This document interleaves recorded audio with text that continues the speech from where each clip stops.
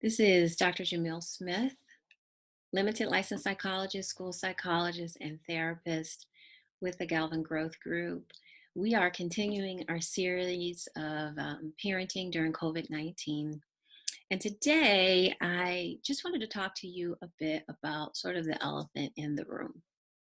Um, as a parent, you are doing the very best you can to juggle so many demands right now as life is on pause and different. And you have your kids at home, and some of you may be experiencing a certain level of grief while also trying to parent. And it's interesting because as a parent, we often focus on the needs of our children as the primary focus. Let me take care of my kids, and then what I need comes second. And so there is this tendency to put our own emotions and our emotional experiences on the back burner. It's sort of what we think is most important for our kids.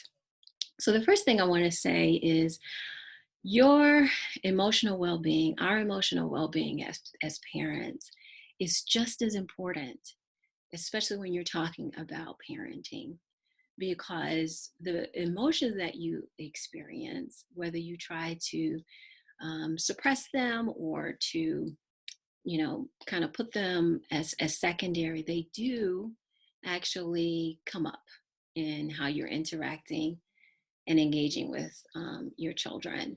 And so, when you're stressed, when you're sad, when you are confused, that is very real.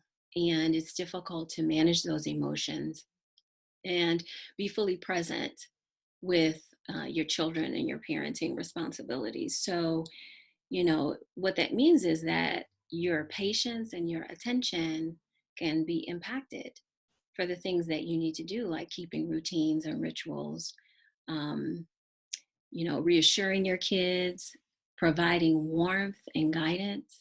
All of those things can be compromised when we're not taking care of what we know to be very real in the emotions that we're experiencing.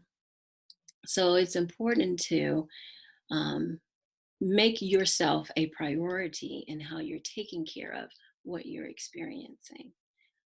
And that being said, that is not to say that you should beat yourself up if you're struggling with it or if you're not doing the best that needs to be done in terms of being the model parent and managing your emotions like you are a psychologist or therapist. It just means that the emotions that you feel, they need care and concern as well in order for you to do what you are saying that you want to do as a parent. So that's number one. And then, once you sort of acknowledge that, also take stock in, the pain that you are experiencing, which is very real. Grief, loss of someone that you love can show up as profound sadness, anger, fear over what the next steps will be, what the way forward will be. All of these are very normal reactions and emotional responses to loss. Acknowledging that also means that you're being a good parent when you can feel those things, right? And not necessarily be perfect in how you manage it, but just acknowledging it can be very powerful because what you're doing is setting an example, a model for your child on how to deal with the messiness that is life. Um, and that can look like something like, well, mommy's really sad because she lost her friend, or I'm really sad that my friend's father passed away. And you might see me crying, or I might cry. And that means that I'm sad, but I'm going to do my best to try to deal with it in a healthy way and to be mom to you. Just a simple statement like that sort of acknowledges and is transparent to your child on what it means to feel emotions, experience them, and try to deal with them. And for the future, even if you fall short in keeping routines and helping them do schoolwork, they will remember they will remember how you were able to cope in a healthy way for everybody in the family. And then the other things that you can think about that can be helpful for anyone who's grieving um, is to try to connect with people who can be supportive. A natural tendency when we're grieving is to withdraw. And that doesn't mean that you should beat yourself up if you're not taking phone calls or if you're not calling people back. You have to do that in measured doses.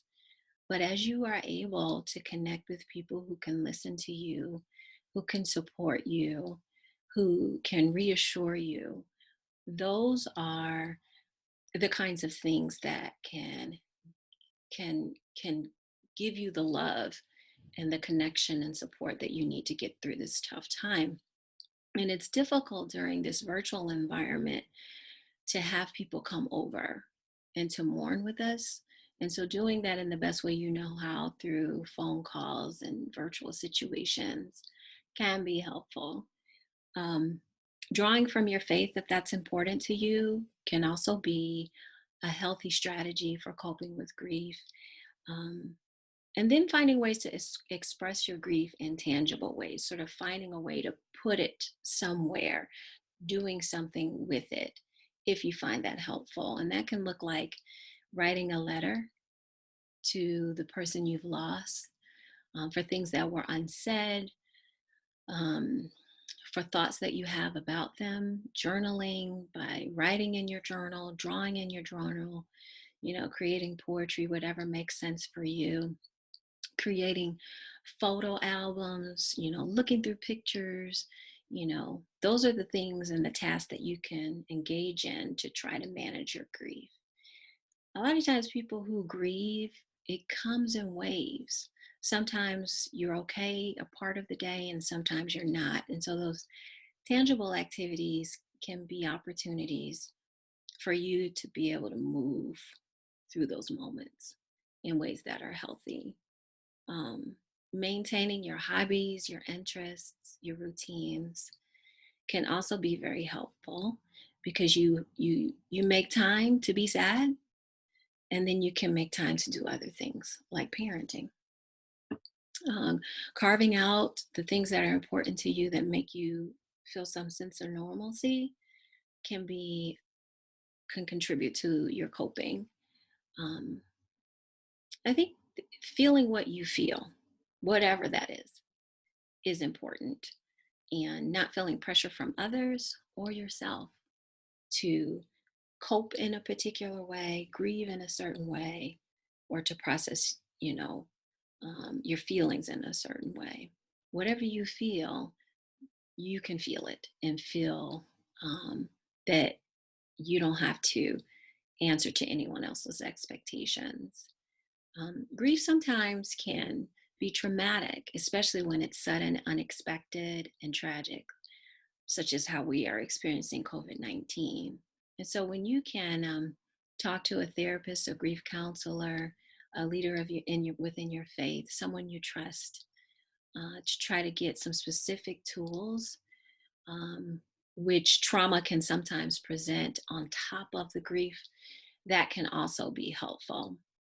Here at the Galvin Growth Group, we are offering teletherapy. Therapists are available to support you. But we wanted to make sure that you know that you have the resources you need to be able to get through these difficult times. I want to encourage you to hang in there while you're trying to parent and be a human being. Take care.